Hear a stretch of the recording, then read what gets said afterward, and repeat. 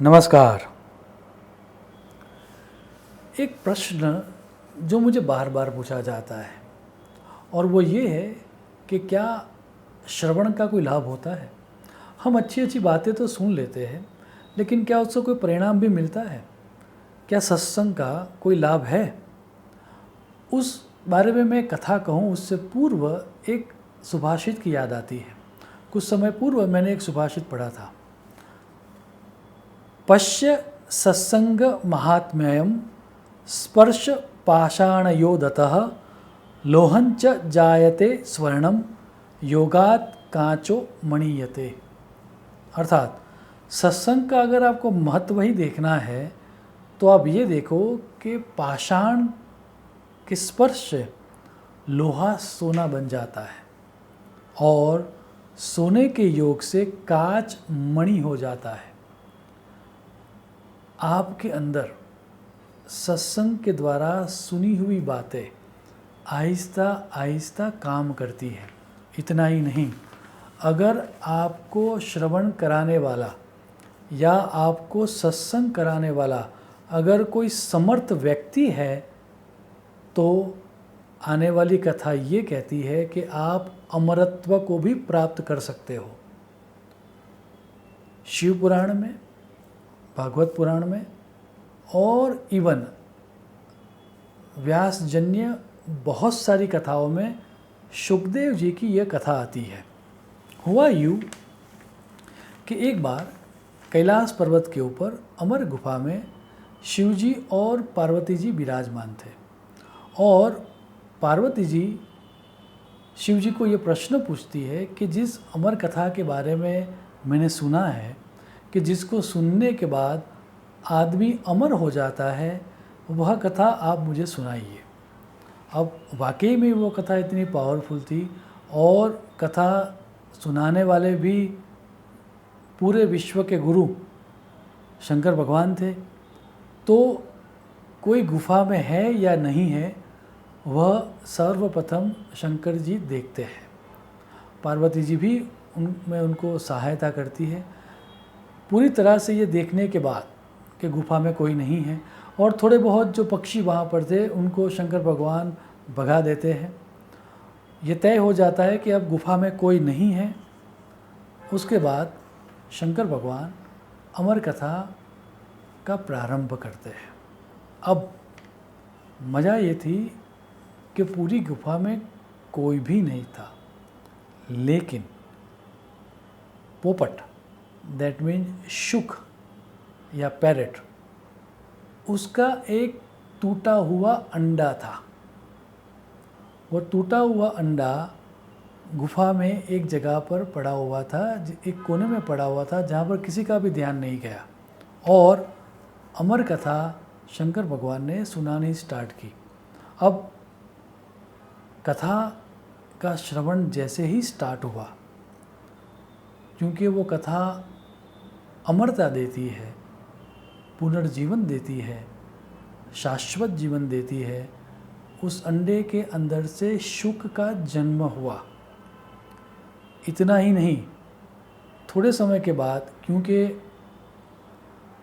शंकर भगवान को ये लगा कि अब जैसे जैसे कथा आगे बढ़ रही है शायद पार्वती जी को नींद भी आ जाए, तो शंकर भगवान पार्वती जी को ये कहती है कि अब आगे की कथा मैं तुम्हें सुनाऊँ उससे पूर्व मुझे ये चाहिए कि प्रत्येक कथा के बाद या थोड़े थोड़े समय के अंतराल के बाद तुम मुझे ओम ओम ऐसा कहकर हुंकार देते रहो, ताकि मुझे पता चले कि तुम सो रहे हो। अब मैं ध्यानस्थ होकर आगे की कथा सुनाऊंगा। तो शंकर भगवान तो ध्यानस्थ हो गए और जैसा कि शंकर भगवान को पता ही था कि आने वाली कथा में शायद पार्वती जी की आंख लग जाएगी, हुआ भी वही। पार्वती जी की आंख लग गई। अब क्योंकि वहाँ जो शुक था वो कथा का श्रवण कर रहा था। इतना ही नहीं, वो कथा उसके अंदर उस तरह का रस पैदा कर रही थी कि उसने देखा कि पार्वती जी सो गई है, शंकर भगवान ध्यानस्थ है और अब शायद ये कथा समाप्त होने के नज़दीक है, तो वह शुक ओम ओम ऐसा कह के हुंकार देता है। अब क्योंकि अब आवाज़ बदल गई तो शंकर भगवान के ध्यान में भंग पड़ता है। वो अपनी आंखें खोलते हैं और उनको समझ में आ जाता है कि वहाँ पर शुक है। तो शुक का अधिकारत्व था या नहीं उनको पता नहीं था कथा श्रवण का। तो वह त्रिशूल लेकर उस शुक को मारने के लिए दौड़ते हैं। शुक उड़ जाता है और उड़ते उड़ते वह व्यास जी के आश्रम में पहुंचता है। बद्रीनाथ से नज़दीक उनका आश्रम था। वहाँ पर सरस्वती नदी और अलकनंदा के संगम स्थान पर उनका आश्रम है। आज भी हम व्यास गुफा वहाँ पर देख सकते हैं। सो वहीं पर संगम स्थान के पास वहाँ पर आश्रम में वह शुक पक्षी पहुँच जाता है और पीछे पीछे उस शुक का शिकार करने के लिए त्रिशूल के साथ शंकर भगवान भी आते हैं। अब उनको लगता है कि शायद वो उनको मार देंगे, तो वह एक मानव शिशु का स्वरूप ले लेते हैं और वह मानव शिशु का स्वरूप बनकर वह व्यास जी की पत्नी अरिणी देवी उनके घर में चले जाते हैं। अब ये देखते हुए शंकर भगवान को सडनली ये रियलाइज़ होता है कि अगर इसका अधिकारत्व न होता तो वह शुक भी नहीं बनता, अगर इसका अधिकारत्व न होता तो ये मानव भी नहीं बनता। क्योंकि अब इसने मानव का रूप ले लिया है, वह गर्भ में जा चुका है, तो मैं इसको छोड़ देता हूँ। तो शंकर भगवान उसको छोड़ के चले जाते हैं।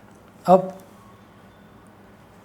गर्भ में भी जो एटमॉस्फेयर था व्यास जी का, वो तो एटमॉस्फेयर वैसे भी सत्संग का था, तो वहाँ पर भी सत्संग चलता रहता है।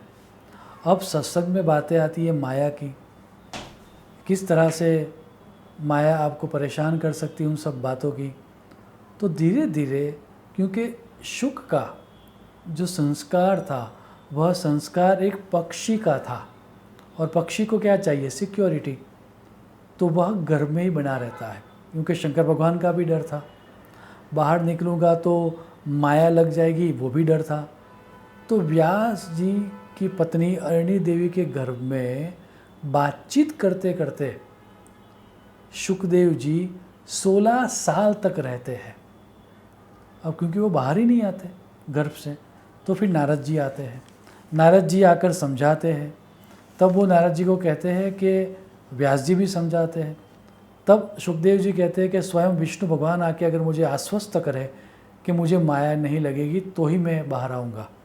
और स्टोरी कहती है कि स्वयं विष्णु भगवान आते हैं और वह शुक को आश्वस्त करते हैं कि तुम्हें कुछ भी नहीं होगा, तब जाके वह बाहर आते हैं। पूरी कथा का सार ये है, आप अगर ध्यान से देखोगे तो शंकर भगवान के जिसको आशीर्वाद मिले, विष्णु भगवान ने खुद आके जिसको आश्वस्त किया, वह शुक आगे जाकर शुकदेव जी बनते हैं। और ये पूरी घटना स्टार्ट कहाँ से हुई? श्रवण से। श्रवण का ये महात्म्य है। हालांकि माना कि हम भी बहुत कुछ सुनते हैं, सुनने के बाद कुछ चीज़ें याद रहती है, कुछ चीज़ें याद नहीं रहती, कुछ चीज़ें अंदर जाती है, कुछ चीज़ बाहर ही रह जाती है। लेकिन एक बात तय है, यह कथा ये प्रमाण है कि अगर कोई समर्थ वक्ता के द्वारा हमने कोई बात सुनी है तो वो हमारे चित्त में बनी ही रहेगी और जब वो समय आएगा वह चीज़ प्रकट होगी। श्रवण का ये लाभ है कि जीवन में रूपांतरण आएगा ही।